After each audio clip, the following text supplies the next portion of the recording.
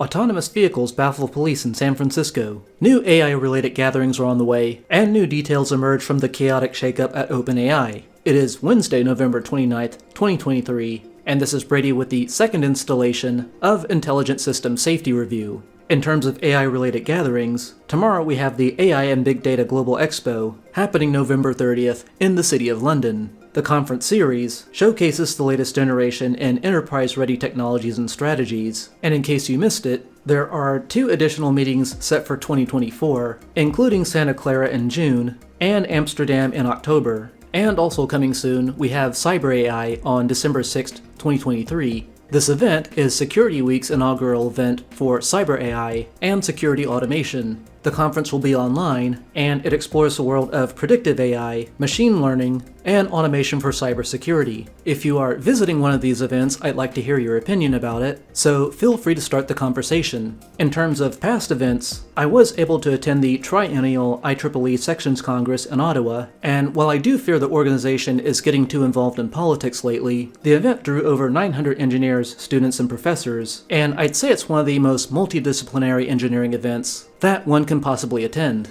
As usual, remember this is a small blog with limited resources, and it is not made for the YouTube algorithm. The best way you can help bring more stories in electronics, robotics, and communication systems here is to share your feedback, share the video with people of similar interests, or see the links in the description for early access and hidden content. Today's AI incident of the day is AIID number 175, where on the night of April 1st, 2022, an autonomous Chevy Bolt operated by the Cruise rideshare company was pulled over by the San Francisco Police Department for not having its lights on. As officers approached and then left the vehicle, it automatically departed on its own, resulting in a short chase before it pulled over for a second time. There were no passengers, no injuries, and no deaths. The vehicle involved uses an array of cameras, radar, LiDAR, and microphones to detect and yield to emergency vehicles. The operator constrains the vehicle to a top speed of 30 miles per hour, that's 48 kilometers per hour, and it geofences its cars to avoid high-speed areas. While the incident was more awkward than anything, a video of the event garnered over 1.2 million views overnight, which very well could make it the most watched AI incident in the entire AIID database. According to Axios, at the time, the driverless fleet had a 10 p.m. to 6 a.m. curfew, making those headlights pretty important.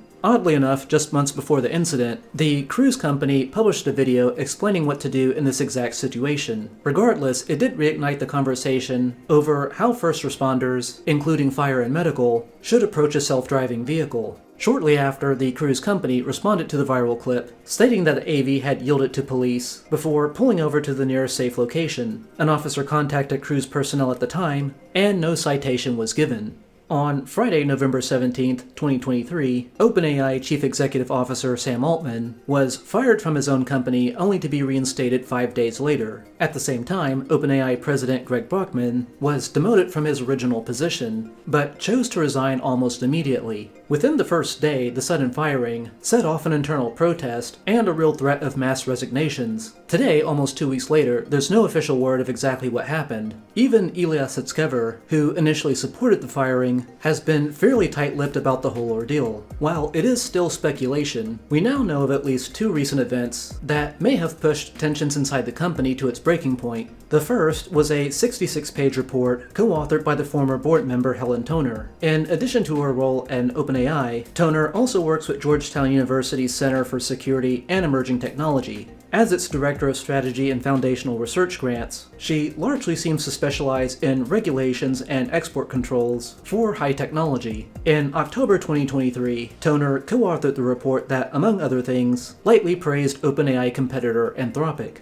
To generalize, Anthropic has a tendency to delay AI developments that are deemed either too state-of-the-art or too powerful. From a strictly business standpoint, it will even do this at its own peril, and even though this commentary was only a small slice of the total report, it could have been a sore spot for Altman or Brockman. Again, this is speculation. The second factor is a letter written by several staff members, including key researchers, and it was apparently sent to the OpenAI board of directors. While we don't have much detail, the letter reportedly warned of an AI discovery, apparently so powerful it could threaten humanity. This might only be the latest in a sequence of grievances that employees and the board members had, and the organization seems to have internal fears it will one day commercialize something beyond its comprehension. The Reuters news source within the company also acknowledged a project simply called QStar. With no official comments on whether this is true, everyone is forced to speculate, and there are strong indications this might have something to do with Q learning. Lately, I've been reading Sutskever's research papers, and while this is outside my specialization, my hunch is that the Q hypothesis is pretty plausible. From what I can gather, Sutskever has an excellent track record for finding unconventional or counterintuitive means of improving the performance of neural networks. He was also one of the many co-authors of the now famous AlphaGo program. On March 10, 2016, the AlphaGo AI played its equally famous Move 37 against Grandmaster Lee Sedol. In that moment, this single surprise move thoroughly changed perspectives on whether computers could display creativity. It was apparently a move no human would think to play. In the years to come, AlphaGo became practically unbeatable. It could even beat recent versions of its own past self. It's entirely possible company insiders saw the same potential and feared that Altman would be lax on safety. All of this, in my opinion, points to an organization that has rapidly diverged from its original mission, or at least the one we were told about. From its early days in 2015, the original crew seemed enthusiastic about running the organization transparently and keeping their technology away from Silicon Valley giants. By 2019, it became a capped for-profit entity, and here in 2023, Microsoft, of all places, is their principal investor, and it's providing AI-related infrastructure. All of this begs a lot of serious questions. First, will the new board of directors be as committed to safety as the old one, or is it going to be populated by yes-men? Secondly, just how much influence is Microsoft going to have? Third, are we witnessing a preview of the chaos and regret we're going to see if a rogue AI gets out? And fourth, how exactly is the company going to predict an artificial general intelligence, or even superintelligence, if it couldn't even predict human board members? Either way, in my opinion, this is an organization that has simply become too cloak and dagger, and as if that wasn't enough for 1 week, somewhere amid all the chaos, the Meta company decided to disband its own responsible AI team.